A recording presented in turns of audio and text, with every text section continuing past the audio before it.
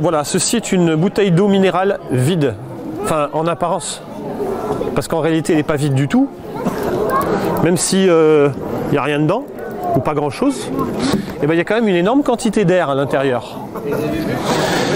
Et donc ce qui est intéressant, c'est qu'on peut enlever l'air de la bouteille si on veut. Si on enlève l'air de la bouteille, il suffit d'aspirer.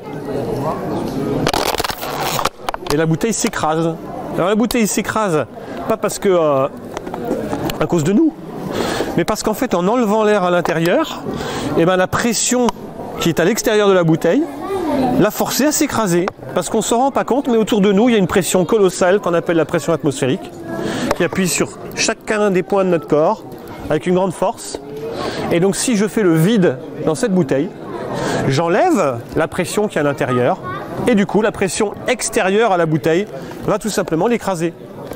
Donc en partant de ce principe, eh ben, aujourd'hui les humains ont inventé des dispositifs intéressants qui nous permettent de simuler le vide, comme cet appareil ici qu'on appelle une cloche à vide. Et donc vous avez ici mon ami préféré qui s'appelle Jean-Michel, qui est en fait un dinosaure en plastique. Et Jean-Michel est né dans une usine qu'il a fabriquée.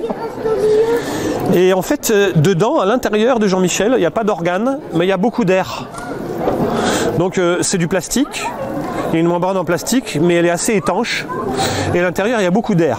Donc quand on appuie dessus, on voit bien l'air qui déforme la tête de Jean-Michel. Donc je vais mettre Jean-Michel sous la cloche à vide. Parce qu'évidemment, je n'ai pas le droit de faire ça avec un vrai être vivant. Ce serait cruel. Et donc ce qu'on va faire maintenant, c'est qu'on va enlever l'air à l'intérieur de cette cloche en verre qui est très épaisse et qui ne va pas se déformer comme la bouteille. Et donc du coup, on va supprimer la pression qui est à l'intérieur de la cloche et qui est en ce moment. En enlevant l'air, c'est parti. Et regardez ce qui se passe avec Jean-Michel. Jean-Michel va gonfler. Pourquoi ? Eh bien parce que l'air qui est prisonnier à l'intérieur de Jean-Michel est toujours à la pression atmosphérique. Et comme autour de lui, eh ben, il n'y a plus de pression, et bien du coup Jean-Michel, il va gonfler. Mais il ne va pas exploser parce que Jean-Michel a une peau très solide.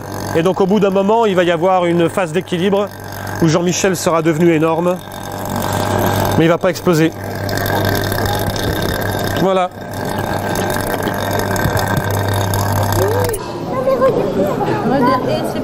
On va remettre la pression atmosphérique ambiante à l'intérieur de la cloche.